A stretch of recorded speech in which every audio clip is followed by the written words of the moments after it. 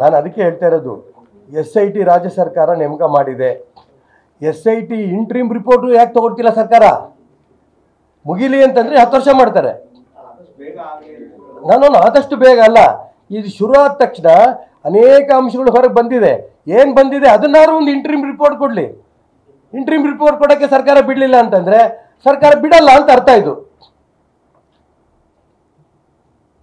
ಈಗ ನಾಳೆ ಇನ್ನೊಬ್ಬ ಅನಾಮಿಕ 20 ಅಡಿ ಆಳದಲ್ಲಿ ನಾನೊಂದು ತೋಡಿದ್ದೇನೆ ಅಂತ ಮುಂದೆ ಬಂದ್ರೆ SIT ಅವರು ತನಿಖೆ ಮಾಡ್ತಾರ?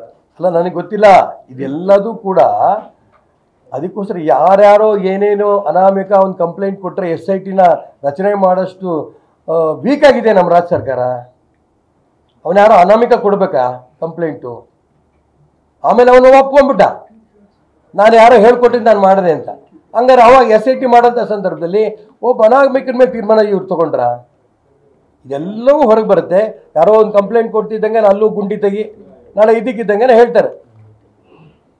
ಆ ಒಂದು ಹೇಳಿದಾರೆ ಮೊನ್ನೆ ಮುಖ್ಯಮಂತ್ರಿ ಮನೆ ಎದುರಿಗೇನೆ ಹೂಟಾಕಿದ್ವಿ ಅಂತ. ನೀವು ಮೂಳೆ ಸಿಕ್ಕಿದೇನಂತ ಅಂಶಗಳು ಹೇಳಿದ್ರಿ. 1000 ಹೆಣಗಳನ್ನು ನಾನೇ ಹೂತಿದ್ದೀನಿ ಅಂತ ಹೇಳ. ಹಂಗಾರೆ 1000 ಮೂಳೆಗಳೆಲ್ಲೋದು? 1000 ಬಾಡಿಗಳು. ಅದಕ್ಕೋಸ್ಕರ ಇದಷ್ಟು ಸುಳ್ಳು ಅನ್ನೋದು ಅವ್ರು ಸ್ಪಷ್ಟ ಹೇಳಾಯಿತು. ಹಾಗಾಗಿ ಸಂಪೂರ್ಣ ತನಿಖೆ ಮುಖಾಂತರ ಪರಿಶುದ್ಧವಾಗಬೇಕು ಈ ತನಿಖೆ. ಅದಕ್ಕೋಸ್ಕರ ಇದಕ್ಕೆ NIA ಕೊಡಬೇಕು ಅಂತ ಒತ್ತಾಯ ಮಾಡ್ತೇನೆ.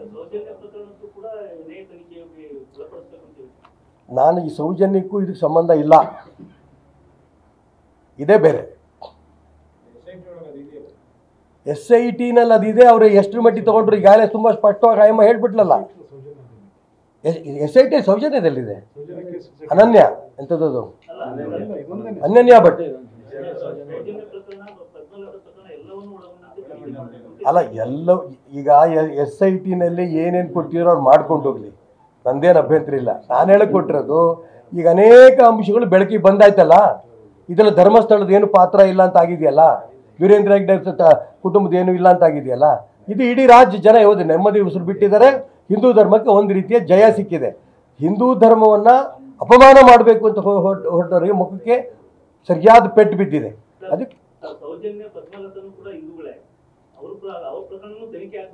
ಈಗ ಮಾಡ್ತಿರೋದು ಗಿರೀಶ್ ಮಟ್ಟಣ್ಣನೂ ಹಿಂದೂನೇ, ಜಯಂತನೂ ಹಿಂದೂನೇ, ಮಹೇಶ್ ಶೆಟ್ಟಿನೂ ಹಿಂದೂನೇ. ಧರ್ಮದ್ರೋಹಿಗಳು ಅಂತ ಹೇಳಿದೆ ನಾನು.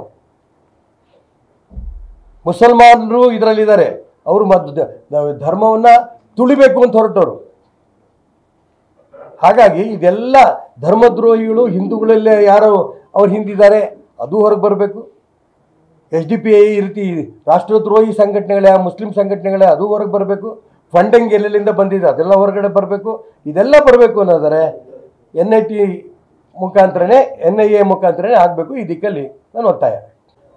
ಅದಕ್ಕೆ ಹೇಳಿದೆ, ಅವರು ಇವರು ಲೋಕಸಭಾ ಸದಸ್ಯರಿದ್ದಾರೆ, ಕಾಂಗ್ರೆಸ್ನವ್ರು ಇದ್ದಾರೆ. ಶಶಿಕಾಂತ್ ಸಿಂಥಿಲ್ ಬಗ್ಗೆನೂ ಕೂಡ ಈ SIT ಏನು ಮಾಡೋಕ್ಕಾಗತ್ತೆ? ಈ ಸರ್ಕಾರ ಕಾಂಗ್ರೆಸ್ ಸರ್ಕಾರ. ಅದಕ್ಕೋಸ್ಕರ NIA ಕೊಟ್ಟಾಗ ಅದೆಲ್ಲ ಬೆಳಕಿಗೆ ಬರುತ್ತೆ, ಹೊರಗೆ ಬರುತ್ತೆ.